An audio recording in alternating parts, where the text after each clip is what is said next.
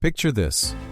A young programmer in Shenzhen, China, sitting at his computer in 1998. He's watching the Western world fall in love with ICQ, this revolutionary messaging app connecting millions. Most people would just admire it from afar. But Ma Huateng? He decided to copy it. Completely. His version was called OICQ. Same features, same concept, even a similar name. The West called it plagiarism. Ma called it opportunity. Little did anyone know, this copycat would become worth more than Facebook. Here's where it gets real. Tencent didn't just copy, they evolved. When legal pressure forced them to rebrand OICQ as QQ, something clicked. Ma realized copying wasn't enough. You had to understand your users better than anyone else. While Western companies focused on features, Tencent focused on feelings. They created virtual pets, digital avatars, social gaming. They weren't just building software, they were building digital lives. Then came 2011. Everything changed when they launched WeChat. Think about it. While the West was juggling multiple apps for messaging, payments, social media, and shopping, China got one app that did everything. WeChat became life itself. Pay for coffee? WeChat. Book a taxi? WeChat. Send money to family? WeChat. But here's the thing that should make you pause. When one app controls everything, who really has the power? What happened next? Tencent quietly became a surveillance goldmine. Every message, every payment, every location, all flowing through systems the Chinese government could access. They weren't just building a business empire, they were building the ultimate monitoring tool. And now, with billions invested in Western companies like Reddit, Tesla, and Epic Games, that influence isn't staying in China anymore. The question isn't whether Tencent succeeded. It's whether that success came at the cost of freedom itself. What would happen if you discovered your favorite app was quietly shaping what you could say, think, or do? Because for millions of people around the world, that reality might already be here. But wait, that story isn't about Ma Huateng at all. It's about someone much closer to home. Someone who perfected the same playbook 20 years earlier. His name is Peter Thiel. And if you think Tencent's surveillance power is scary, you haven't seen anything yet. 1998, Silicon Valley. Two young men with a radical idea. Digital money that could flow freely, beyond government control. Max Levchin had the technical genius. Peter Thiel had the vision. They called their company Confinity. Later, the world would know it as PayPal. But this wasn't just about convenient payments. Thiel saw something bigger. He envisioned a future where traditional currencies would crumble, where governments couldn't control the flow of money, where financial freedom meant true freedom. The early days were chaos. Every new user cost them money. Fraud was rampant. Servers crashed constantly. But Thiel had learned something crucial from his chess-playing days. Sometimes you have to sacrifice pieces to win the game. And his biggest sacrifice? His partnership with Elon Musk. Few people realize that Elon Musk wasn't PayPal's founder. He created X.com, a competing online payment service. When the two companies merged in 2000, Musk became CEO for exactly 10 months. Here's what really happened during those 10 months. Musk wanted to rebuild everything from scratch. New software, new name, new direction. Thiel watched this unfold with growing frustration. Then Musk made a fatal mistake. He went on his honeymoon. While Musk was away, Thiel orchestrated what can only be described as a corporate coup. He quietly gathered allies, built consensus among the board, and when Musk returned from his tropical getaway, he discovered he was no longer CEO. Thiel had taken control, the move that would later prove crucial to everything that followed. Looking back, this was the real turning point, not just for PayPal, but for the entire future of Silicon Valley. Because what Thiel created wasn't just a payment company. It was a network, a brotherhood.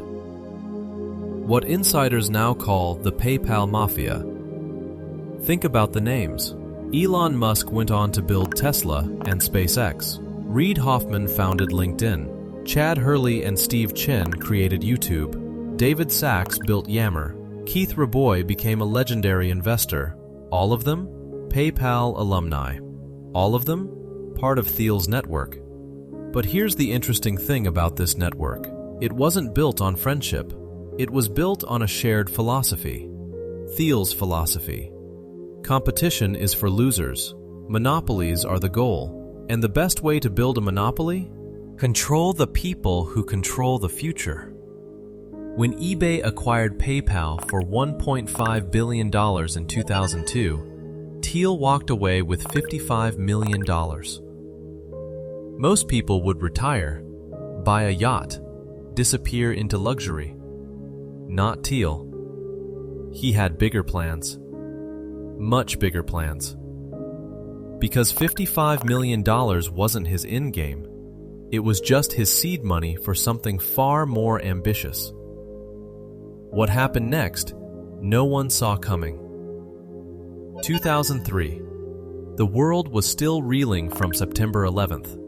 Intelligence agencies were scrambling to connect dots they'd missed.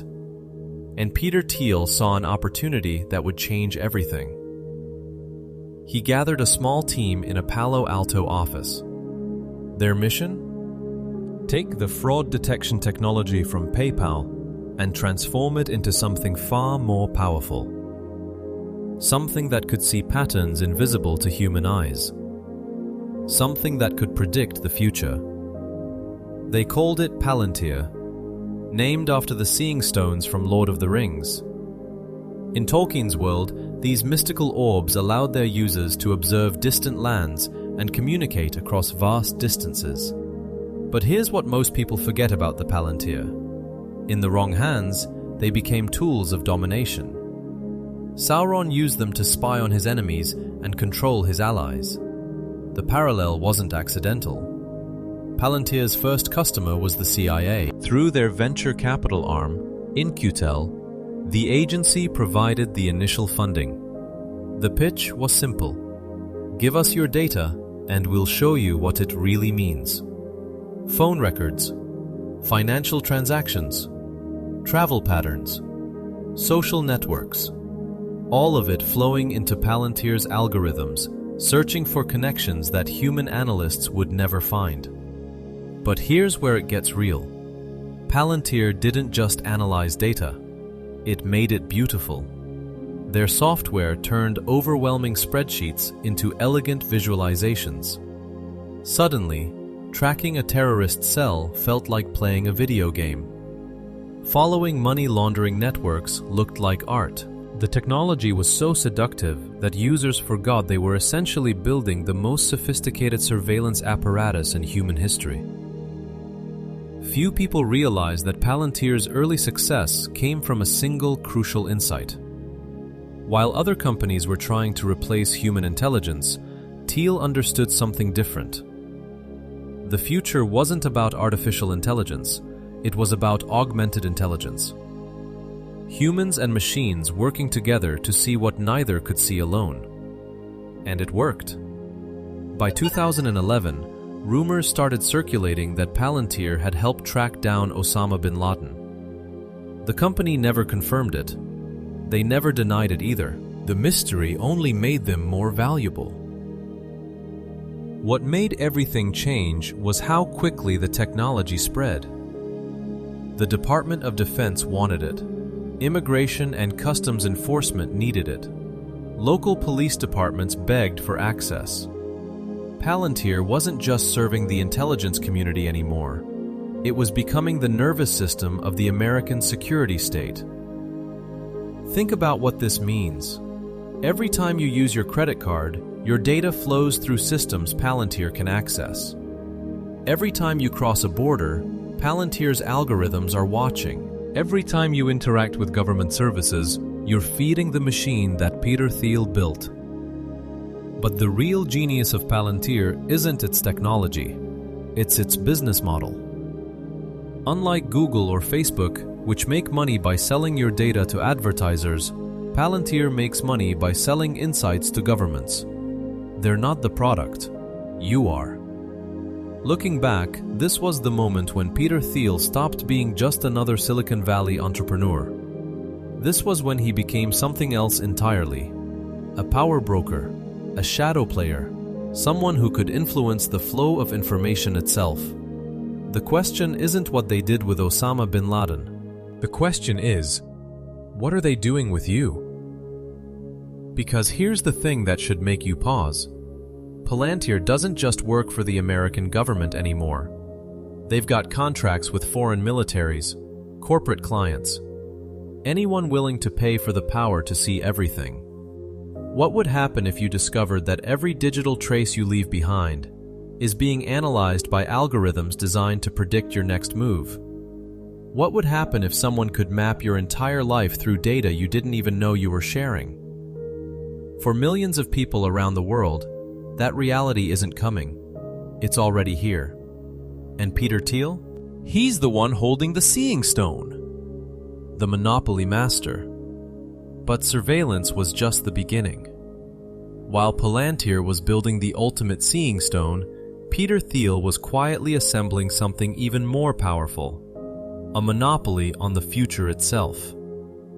Most people think monopolies are about crushing competitors. Thiel thinks differently.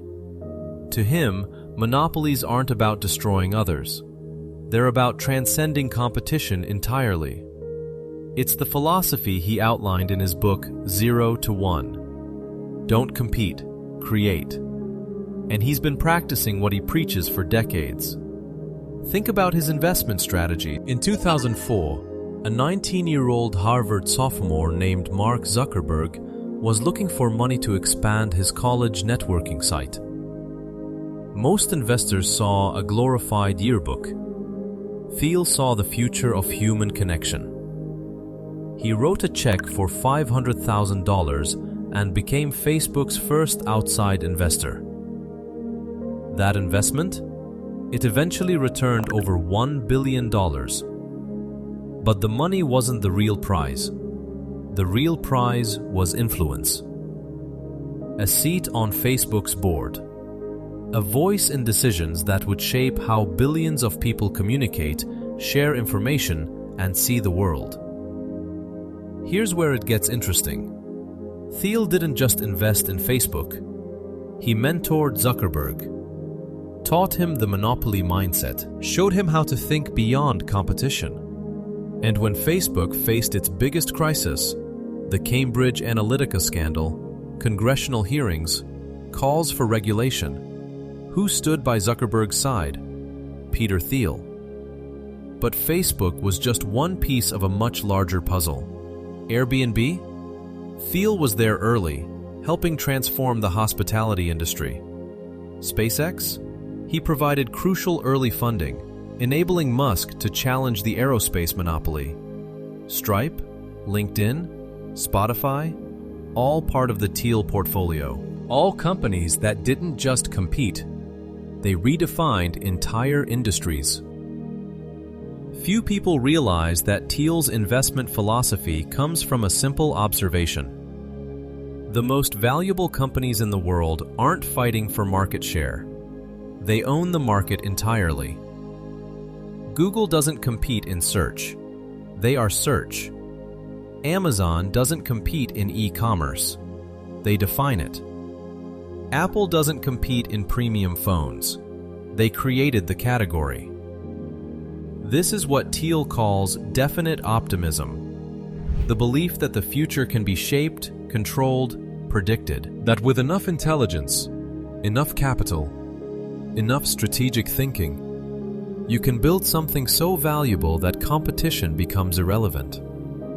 But here's what makes Thiel different from other venture capitalists. He doesn't just fund companies, he builds ecosystems.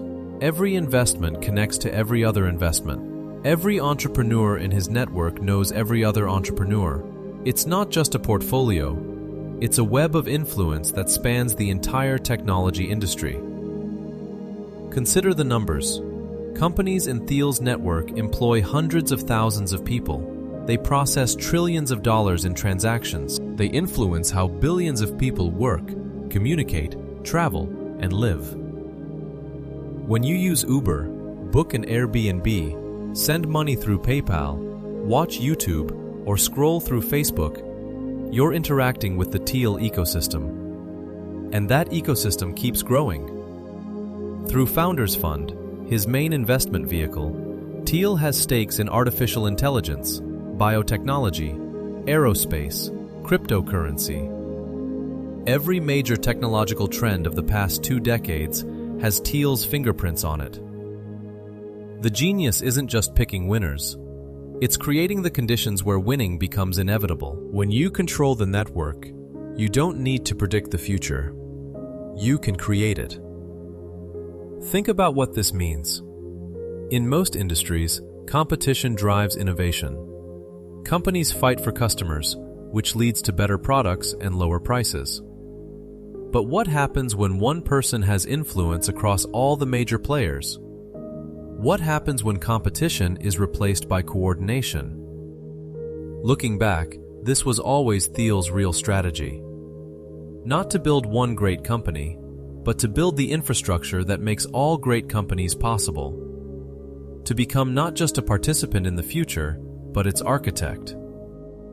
The question isn't whether Peter Thiel is a successful investor. The question is whether anyone should have this much influence over the technologies that shape our lives. What would happen if you discovered that the platforms you use, the services you rely on, the innovations you celebrate, were all connected to a single vision, controlled by a single network, advancing a single agenda? Because that's not a hypothetical future. That's the world we're already living in. But even controlling the future of technology wasn't enough for Peter Thiel. Because there's one monopoly that has never been broken. One competitor that has defeated every human who ever lived. Death itself. Most billionaires buy yachts, art collections, sports teams. Thiel? He's trying to buy time. Literally. Since 2006, he's poured millions into anti-aging research, life extension technologies, and what scientists call longevity escape velocity, the point where medical advances extend your life faster than you age. Here's where it gets real. Thiel doesn't just fund this research from a distance. He's an active participant. Reports suggest he's signed up for cryonic preservation with the Alcor Life Extension Foundation. The plan? If he dies, they'll freeze his body in liquid nitrogen, hoping future technology can bring him back to life. Think about what this means. While most people accept death as inevitable, Thiel sees it as just another problem to solve, another monopoly to break. And he's willing to bet millions of his own dollars that science can defeat biology. But the cryonics plan is just the beginning. Thiel has invested in companies researching everything from genetic engineering to cellular reprogramming. He's funded studies on young blood transfusions, literally injecting plasma from young donors into older patients. The science is controversial. The ethics are questionable. But the results? They're promising enough to keep Thiel writing checks. Few people realize that Thiel's obsession with immortality isn't just about living longer, it's about living differently. In his view, death creates artificial scarcity. It forces people to make compromises, accept limitations, settle for less than perfect. But what if those constraints disappeared? What if you had infinite time to perfect your vision, build your empire, shape the world according to your ideals? This is where Thiel's other obsessions start making sense. Why build surveillance systems if you're only going to live for 70 years? Why accumulate political influence if your time is limited? But if you're planning to live forever, suddenly every investment becomes a long-term play. And here's the thing that should make you pause. Thiel isn't just trying to extend his own life. He's trying to escape the systems that govern everyone else's lives. For years, he's funded research into seasteading, building floating cities in international waters, beyond the reach of any government. The vision is seductive. Imagine a place where there are no taxes, no regulations, no democratic oversight, where the only rules are the ones you choose to follow, where innovation can proceed without ethical committees, environmental reviews, or public debate. A libertarian paradise floating on the ocean, answerable to no one. Thiel has invested millions in the Seasteading Institute, exploring everything from artificial islands to modified cruise ships. The goal? Create a new kind of nation-state, designed from scratch according to his principles. No welfare systems to drain resources, no labor unions to slow down progress, no voters to second-guess decisions. Think about the pattern here. Palantir lets him see everything. His investment network gives him influence over technology.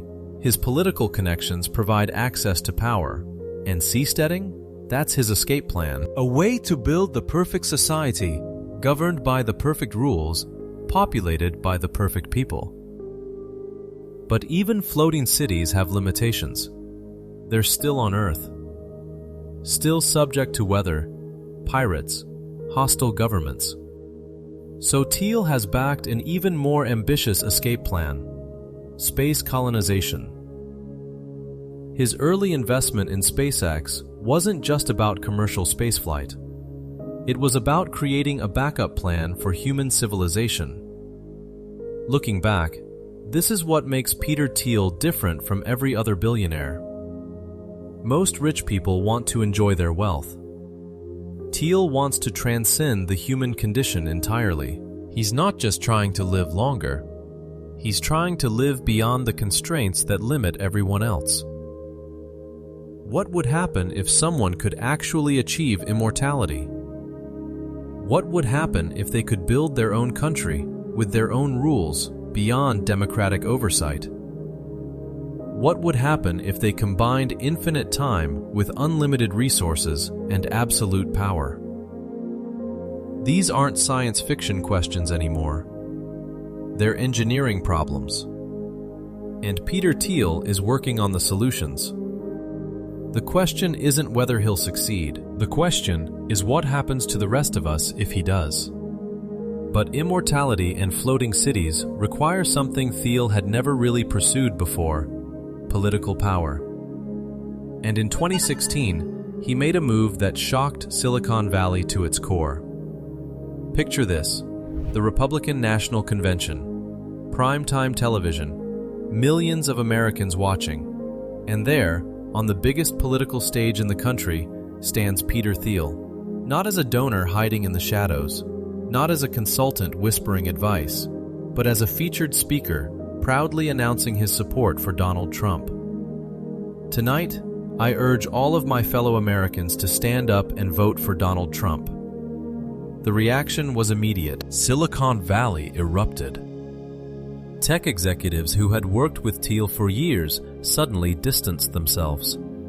Venture capitalists questioned his judgment. Employees at his companies openly protested. But here's what most people missed. This wasn't a mistake. It was a calculated investment. Few people realize that Thiel had been building toward this moment for nearly a decade. His political awakening didn't start with Trump. It started with Ron Paul. In 2007, Thiel began funding Paul's libertarian presidential campaigns. Not because he thought Paul could win, but because he was building something bigger. A network, a movement, a political infrastructure that could eventually support candidates who shared his vision. Think about what Thiel saw in Trump. Not a perfect candidate, but a perfect disruptor. Someone who could break the existing political monopoly. Someone who could challenge the regulatory state that was slowing down innovation. Someone who could reshape American institutions according to business principles rather than democratic ideals. And it worked. When Trump won, Thiel wasn't just a supporter, he was an architect of the new administration. He joined the transition team, recommended appointments, helped select the people who would run the agencies that regulate technology, finance, and innovation. But here's where it gets interesting. Thiel's real political masterpiece wasn't Trump. It was what came next. While everyone was focused on the chaos of the Trump presidency, Thiel was quietly building something more permanent. He was creating politicians. Enter J.D. Vance, a young venture capitalist from Ohio with political ambitions. Thiel didn't just endorse Vance, he created him. $15 million in campaign funding, introductions to the right people, strategic advice on messaging. And when Vance won his Senate seat, suddenly, Thiel had a direct line into the upper chamber of Congress. The pattern is unmistakable.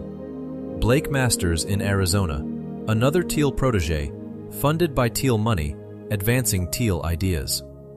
Josh Hawley in Missouri, Ted Cruz in Texas. A growing network of politicians who share Thiel's skepticism of democracy, his faith in technology, his vision of a more efficiently managed society. Looking back, this was always Thiel's real political strategy. Not to win one election, but to reshape the entire political landscape. To create a generation of leaders who think like entrepreneurs rather than politicians, who see governance as a technical problem rather than a democratic process. Consider what this means in practice. When Palantir needs government contracts, Thiel has allies in Congress. When tech companies face regulation, he has voices arguing for innovation-friendly policies. When his investments need favorable treatment, he has politicians who understand the language of disruption and efficiency. But the most revealing moment came in 2016, when Thiel did something that shocked even his critics. He secretly funded a lawsuit that destroyed Gawker Media. $10 million, years of legal strategy, all to eliminate a media company that had criticized him and his allies.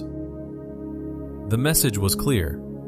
Cross Peter Thiel, and he'll use every tool at his disposal, legal, financial, political, to fight back. It wasn't just revenge. It was a demonstration of power. A warning to other journalists, other critics, other obstacles to his vision.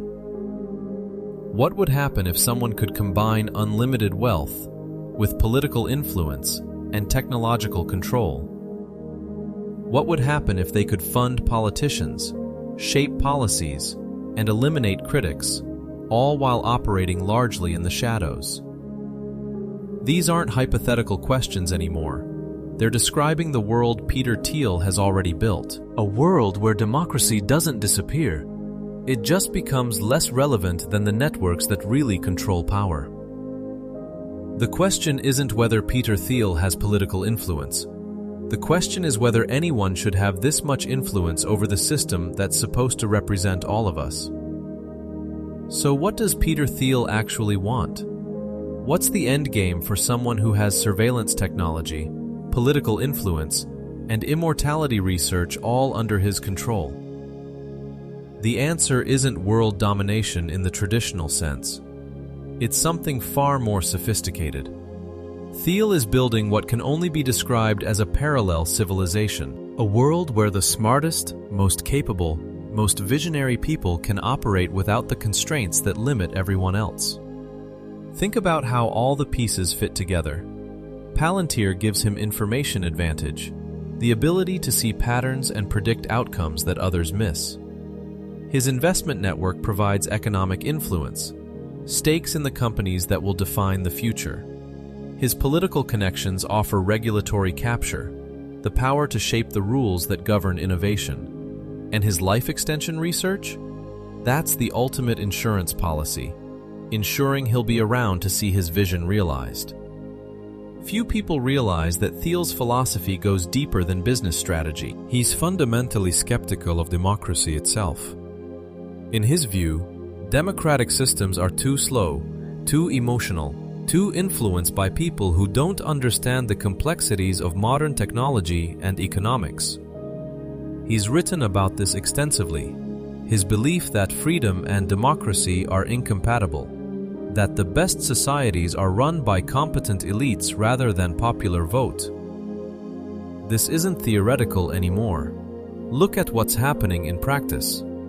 Thiel has funded research into charter cities, special economic zones that operate under different rules than the countries that host them. Prospera in Honduras is just the beginning.